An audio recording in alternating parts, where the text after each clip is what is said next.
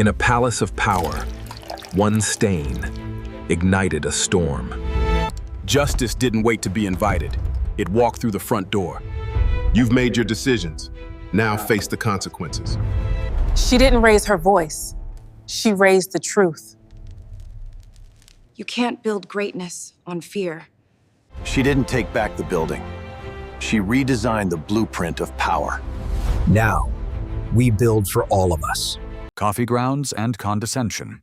The aroma of burnt coffee drifted through the open floor of Ridgewell and Crane, a prestigious architecture firm, nestled in the heart of Boston's Back Bay. It was a Monday morning, gray skies and bus breaks outside, the kind of day that seemed to weigh heavier than usual. At her desk in the design wing, Maya Ellison, 34, triple-checked the presentation slides for a major client pitch. She had worked tirelessly on this proposal detailing a sustainable redesign for the new waterfront arts district. Months of sketches, simulations, and budget modeling had culminated in this moment. If approved, it would be her first solo lead as associate architect. But she didn't get to hit save. A paper cup of lukewarm coffee suddenly splashed across her tablet, dribbling onto the renderings. The presentation flickered. The air filled with gasps and the scent of hazelnut roast.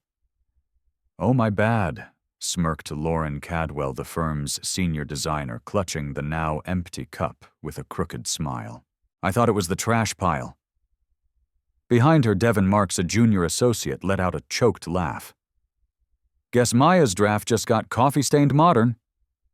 A few others snickered quietly, though most just looked down at their screens, unwilling to engage or defend. Maya's jaw clenched. She wiped the screen with her sleeve, slow and precise. Lauren stepped closer, her voice low but pointed. "Maybe next time don't be so eager. Not everything needs your urban flavor. This client's classy, they don't want concrete murals and rooftop gardens for hipsters." Maya didn't respond. She had heard worse. Much worse. Her first day at Ridgewell and Crane, one of the firm's founding partners had asked her with a chuckle if she got her degree from YouTube University. She had a double master's in architecture and urban planning from Cornell. She had kept her head down for the last 14 months, long enough to earn the trust of a few mid-level associates and even a silent nod from Victor Crane, the quieter of the founding duo. But she also knew she was the only black woman in a firm of 118, and every meeting, every review, every coffee break reminded her of that. That morning, Maya's hands trembled as she reloaded the last autosave of her file. Her designs thankfully weren't lost, just stained. The stain on her dignity, however, was harder to clean. A voice came from behind her. "Maya, my office, now." It was Janet Simmons, director of operations. Stone-faced, impatient. Maya followed, knowing exactly what was coming. Inside, Janet folded her arms. "Lauren said you've been uncooperative. You dismissed her design inputs on the waterfront proposal?" Maya blinked. "That's not true. She submitted them 3 days late, and they didn't meet the client's environmental compliance criteria. She says you're making the team environment hostile." There it was again, that word. Hostile. They never said Lauren was hostile for flinging coffee or calling her flashy, but somehow Maya's quiet refusal to tolerate disrespect had made her difficult. "She also said you raised your voice in the main hall." Maya's tone stayed even. "I haven't raised my voice once this week." Janet sighed. "Maya, just find a way to blend in. This isn't personal. You're talented. But this culture is nuanced." Back at her desk, Maya stared at the small pocket notebook she kept tucked beside her stylus. She opened it slowly. Inside were dates, times, quotes, names, 14 months of microaggressions, undermining, and sabotage. She hadn't planned to use it, not really. She thought she could change the system from inside. But today, the coffee, The stain, the gaslighting was the tipping point. She picked up her phone and texted, "Ready whenever you are." "Let's move forward." She didn't sign her name. She didn't need to. 3 blocks away, inside a glass tower on Commonwealth Avenue, Julius Vega, 39, CEO of Vega Holdings and one of the city's most respected urban real estate developers, read the message. He looked up from the architectural contract proposal on his desk, one that bore Ridgewell and Crane's logo, and smiled. "Time to clean house," he muttered. The foundation begins to crack. Back at Ridgewell and Crane, whispers spread like ivy, up Old Brick Quiet, creeping and full of speculation. The firm's senior architects had just received word Julius Vega, the man leading Boston's largest mixed-income waterfront redevelopment, had requested an urgent meeting, with the full board. It wasn't normal. Vega was known for being methodical, aloof even. He didn't do spontaneous. And yet here he was canceling 2 investment calls and demanding a sit-down. In the break room, Devon whispered to Lauren, "Think it's about the waterfront pitch." Lauren rolled her eyes. Maybe Vega's bored. Or maybe he finally realized her little rooftop garden idea is outdated. She didn't say Maya's name, but everyone knew who she meant. Maya didn't speak much that morning. She finished revising the final schematic for the Arts District Plaza, taking extra care to highlight sustainable materials and accessibility ramps, features she had personally advocated for. As she worked, an email pinged, "From Julius Vega to Maya Ellison subject. Just a little longer. I'll make it count." Her hands paused over the keyboard. No emojis, no grand gestures. Just that subtle reassurance like the man himself. She exhaled. Finally. Maya had met Julius 3 years earlier during a city council forum on urban displacement. At the time, she was a volunteer consultant advocating for tenant-first planning. He was speaking as a developer, one who had grown tired of being lumped in with gentrifiers who only saw dollar signs. They had disagreed publicly, fiercely.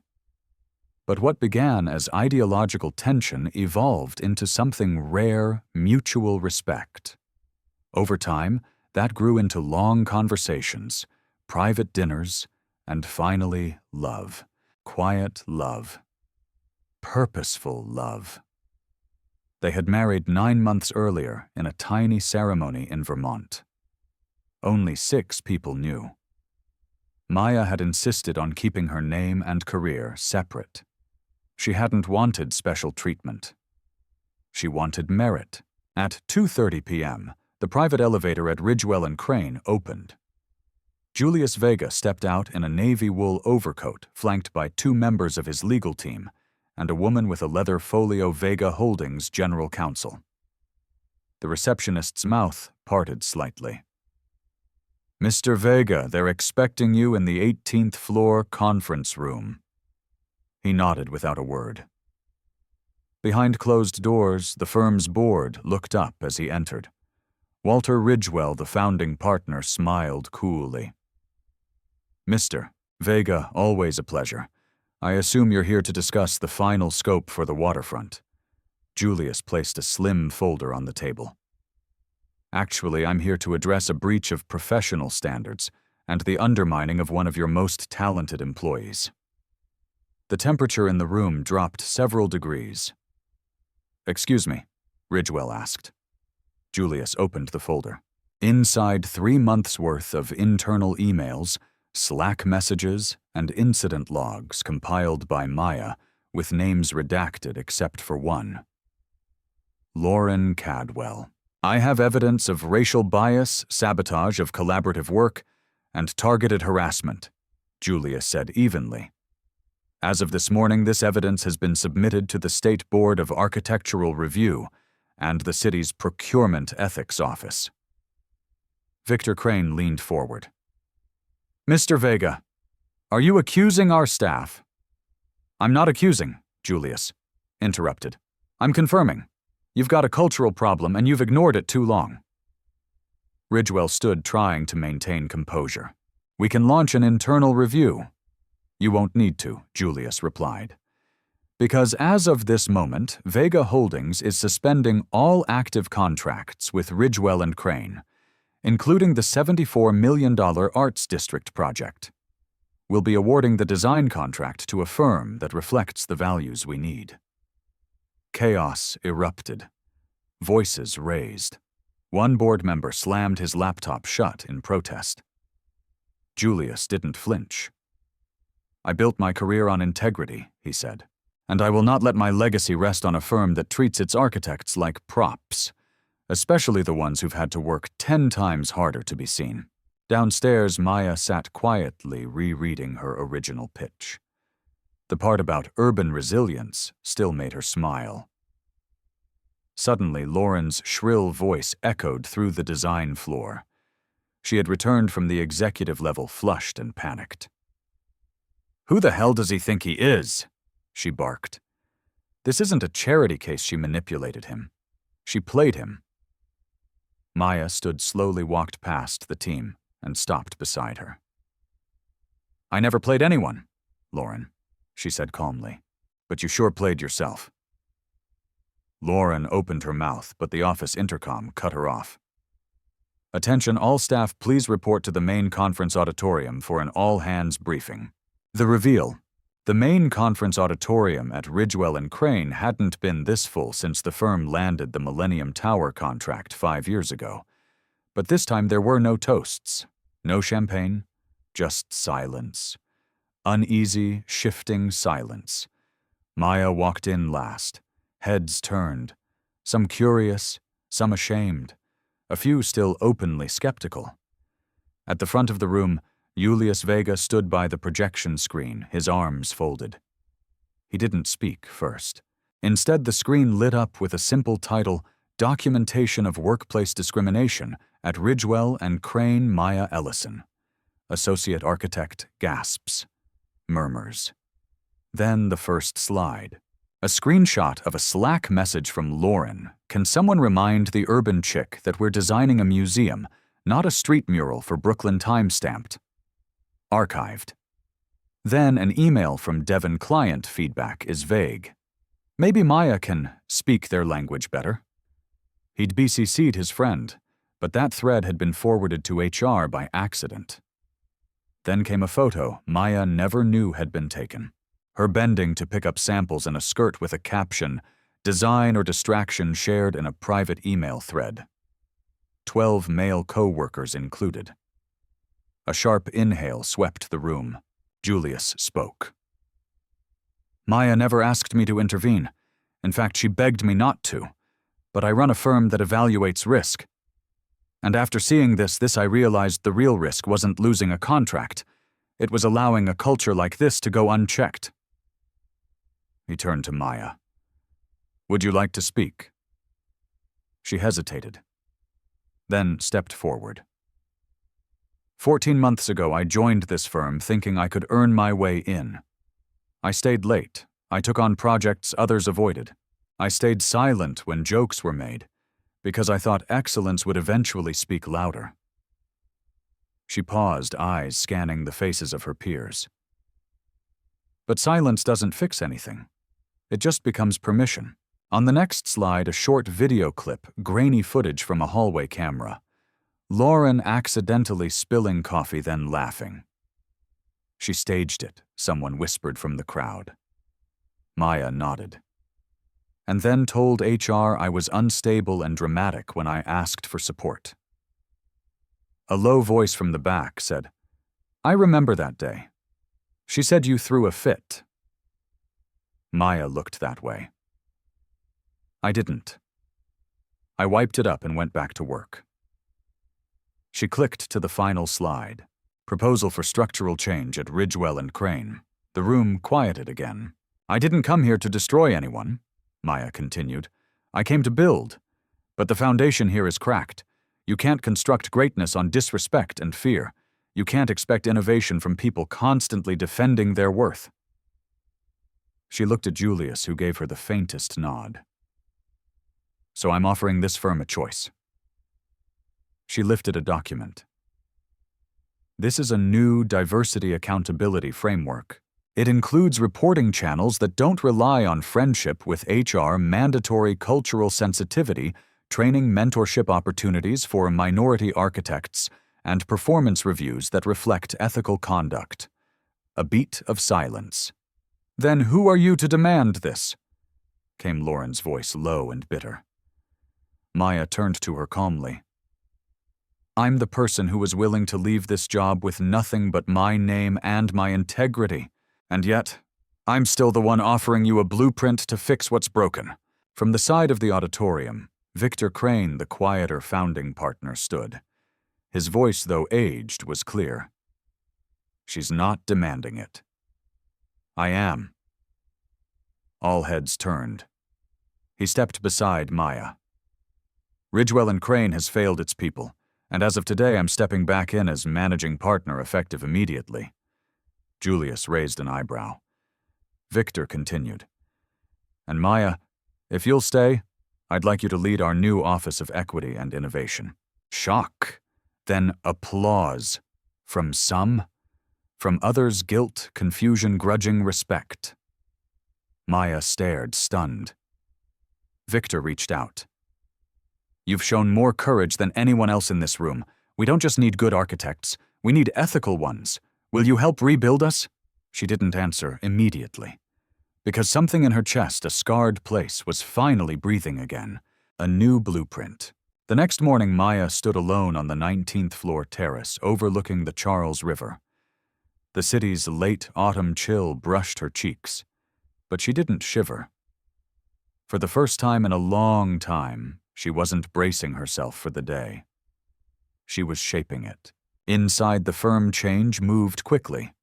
Within 48 hours of the all-hands meeting, Lauren Cadwell was suspended pending an independent investigation. Devin Marks had submitted a carefully worded resignation, trying to salvage his reputation before it caught fire. HR was forced into a full compliance audit, and Janet Simmons, once untouchable, was placed on a leave.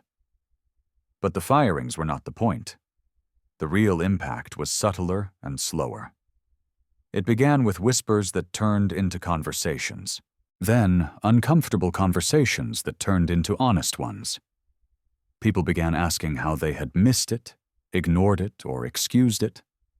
And Maya, now leading the Office of Equity and Innovation, wasn't interested in revenge. She was interested in reconstruction. She started small. A monthly open forum mandatory attendance voluntary contribution. Anonymous feedback boxes in every department. A restructuring of team project credits to stop invisible labor from staying invisible. And most controversially, salary band transparency. At first, there was pushback from older staff, from those who swore they weren't part of the problem. But when Maya published the firm's first ever pay equity report, the truth was undeniable. Women, especially women of color, were paid on average 21% less than their male counterparts in equivalent roles. Some partners were furious. But clients were impressed.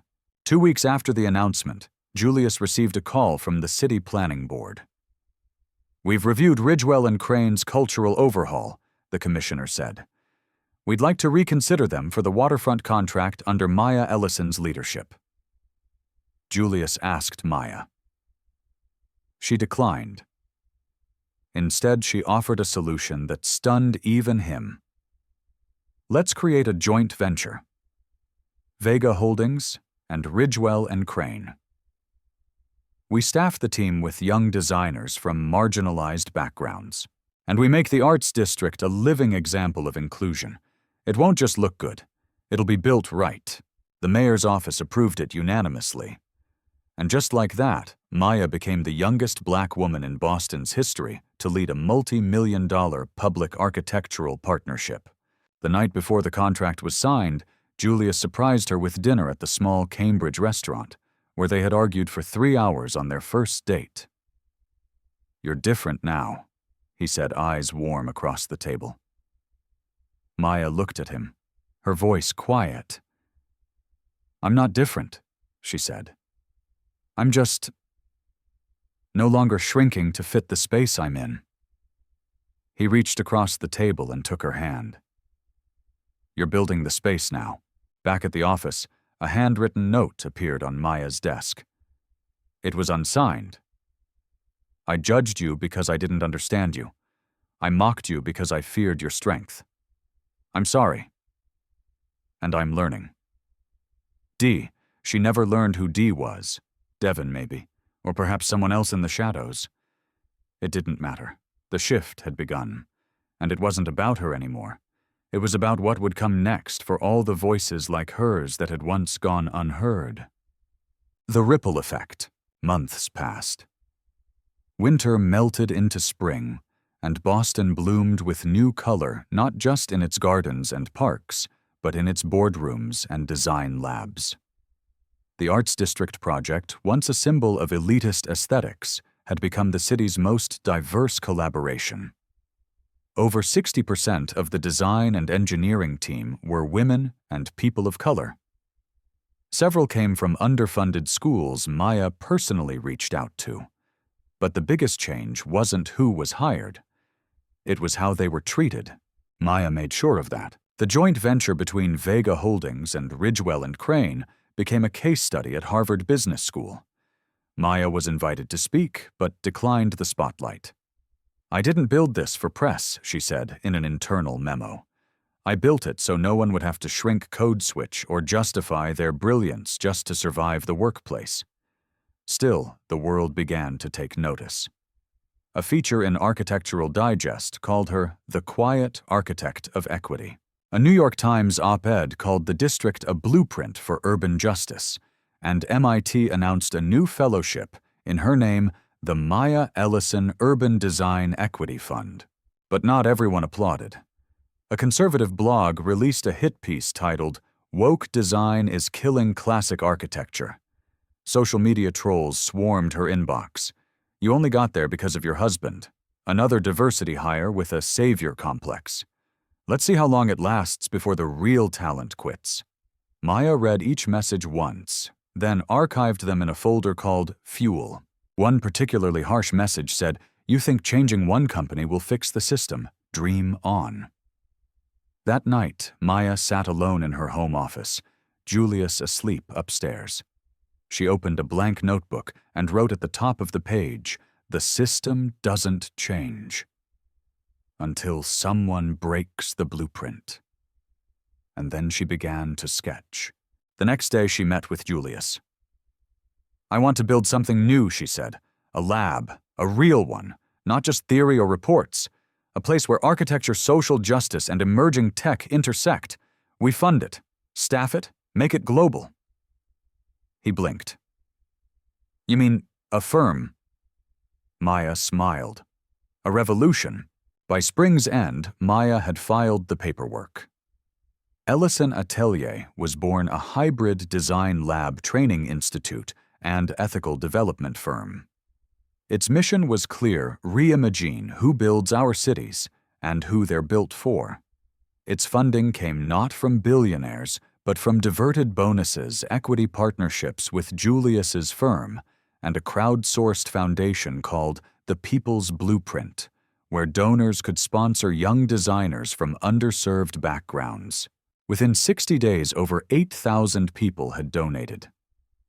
One of the first donors, Tomas Rivera, a janitor from Maya's high school, who remembered her tutoring his niece in geometry. She told my niece, "You can shape the world if you know how to draw it." Now she's drawing a world where we all have space. Back at Ridgewell and Crane, Victor Crane officially retired, naming a new managing partner, Marina Wu, one of the firm's few Asian American architects, and an early supporter of Maya's equity proposals. Ridgewell and Crane had changed. But Maya, she had outgrown it, not with bitterness, but with clarity. She didn't need the institution anymore, because now she was the institution. Legacy in motion. 1 year later, the skyline of Boston was transforming not just in height, but in intention. The new Baylight Arts District, co-designed by Ellison Atelier and Ridgewell and Crane, opened to public acclaim. Its design wasn't just beautiful, it was meaningful. Walls inscribed with community poetry, rooftop gardens accessible to wheelchairs, and public spaces that didn't push the homeless out, but invited them in with warmth and resources. At the ribbon cutting, Maya stood beside Marina Wu Julius Vega and the mayor. But when asked to speak, she didn't take the stage. She handed the mic to Imani Green, a 19-year-old architecture student from Roxbury, one of the first recipients of the Maya Ellison Urban Design Equity Fund. Imani's voice shook, but only for the first few seconds. "I used to think design was something rich people did to keep other people out," she said. "Now I know it's how we open doors." The crowd applauded, but Maya's eyes welled up when she saw Julius quietly clapping with pride, and behind him, her parents. Her father, Thomas Ellison, once a city bus driver, now wore a tailored suit and walked with a cane. He rarely spoke at public events. But that night at the private celebration dinner, he took the floor. "My daughter used to draw buildings on the back of bus schedules," he said, holding one up. "She told me one day she'd build one where nobody got left outside." He turned to Maya, voice catching. "You built it, baby, and it's got room for all of us." Maya couldn't speak. She just nodded, clutching his hand. The success of Ellison Atelier sent ripples across the industry. Within 2 years, over 45 architecture firms had adopted their Equity by Design protocol, a voluntary but powerful set of guidelines around inclusion labor credit and pay parity. They weren't mandatory, but those who ignored them began losing clients, because now ethics were profitable. Still, Maya faced resistance. A global design conference in Berlin tried to uninvite her after sponsors objected to her political tone. She didn't fight them. She built her own Summit Ground Plan, the world's first Architecture for Justice conference. It drew 10,000 attendees in its inaugural year. One of the keynote speakers, Jessica Tran, a formerly homeless transgender woman, now a graduate of the Ellison Fellowship, and lead designer of a transitional housing complex in Detroit. Her speech was titled, "Build Like We Exist." Maya watched from the wings, smiling. Not long after, she got a letter. A plain envelope, no return address. Inside was a printout of a news article Devin Marks sentenced to 8 months for harassment and fraud at prior firm. On the back, in a shaky scrawl, "I didn't listen. I see it now. You tried to build a bridge. I burned it. I'm sorry." Maya folded the paper side and tucked it in her archive drawer. She'd already forgiven him, not for his sake, but for hers. Late one evening, Maya stood alone again, this time not on a terrace but on the roof of the Atelier, her firm's new HQ. The city shimmered around her. Behind her, Julius joined her with 2 mugs of tea. "You tired?" he asked. "Always," she chuckled. "But it's a good tired." They stood quietly for a while. He nudged her gently. "You know, you never really answered Victor's question." "What question back then? When he asked why you stayed after everything? Why you didn't walk away?" Maya sipped her tea. "Because someone else would have had to walk into it next," she said. "And maybe they wouldn't have been ready." The seed becomes a forest. 5 years had passed. The world had changed. And Maya Ellison's name had become synonymous with a quiet kind of power, the kind that doesn't announce itself, but reshapes the ground you stand on. At a United Nations summit on urban development, Maya sat on stage beside world leaders and CEOs. She wore no makeup. Her suit was a soft olive green, her hair pulled into a bun of tight coils, natural proud. She wasn't there to impress. She was there to propose. Equity is not charity, she told the audience. It's architecture. It's structure. It's what determines who gets to enter, who gets to stay, and who's seen as belonging.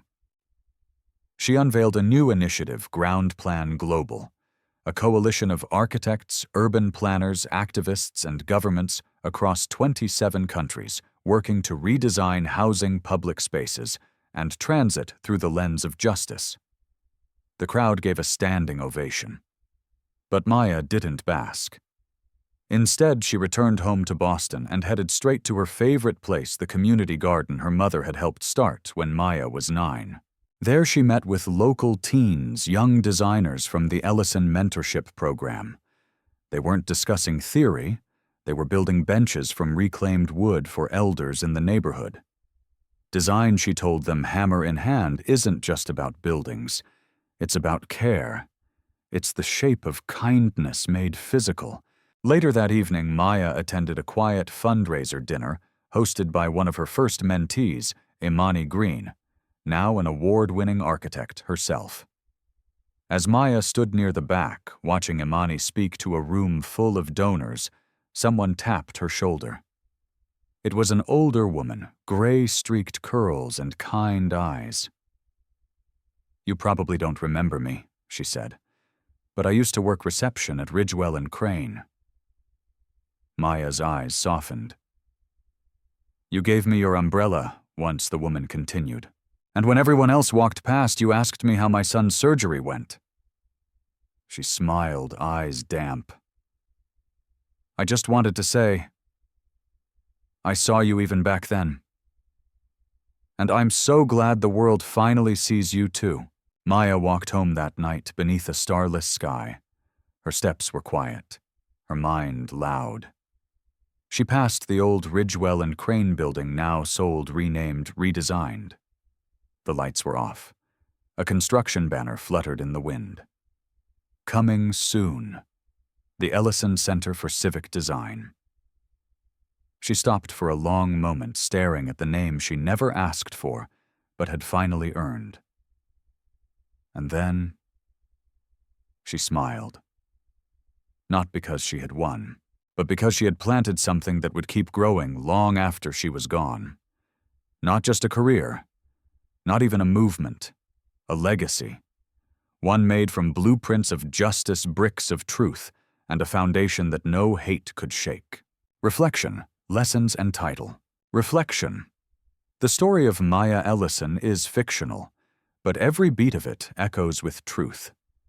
It is at its core a modern parable about dignity under fire, about the quiet revolutions sparked not by grand speeches or public outrage, but by one woman choosing not to break. Maya was humiliated, underestimated, and pushed into a corner, but she never lashed out. Instead, she documented, she endured, and when the moment came, she transformed pain into structure, anger into equity, and injustice into opportunity. What's powerful here isn't just what she overcame, but how she chose to respond. She didn't destroy the firm that tried to erase her. She rebuilt it from the inside so no one else would be erased again. She didn't expose her harassers out of vengeance. She did it to force accountability and reform. She didn't take power to hoard it. She used it to build ladders for others. Emotional and social analysis.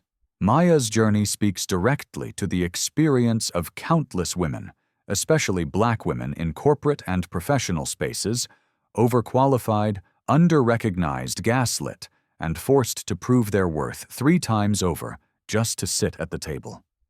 It confronts the subtle racism that hides in sarcasm jokes and silent exclusion. It also exposes how institutions protect mediocrity, so long as it comes in a familiar privileged package, and penalize excellence when it threatens to disrupt old hierarchies. And yet the story also reveals the cracks in the system where light can shine through. The colleagues who watched and stayed silent, some came around. The company that tried to ignore the rot, it evolved. The woman who was supposed to break, she built something better. This is not just a story about what Maya survived. It's a story about what Maya changed. And in that sense, it becomes a call to action. Practical life lesson. If there is one lesson to take from Maya's journey, it's this: revenge is loud, but justice is lasting. When you are wronged, it is tempting to scream, to burn bridges, to prove your pain through destruction. But that is not always power. Power is when you control the narrative, when you choose the time, the method, the impact, when you use what was meant to bury you to build something higher. In your own life, whether in a workplace, a family, or a relationship, remember Maya. Document, reflect, preserve your dignity. And when your moment comes, let your success be your revolution.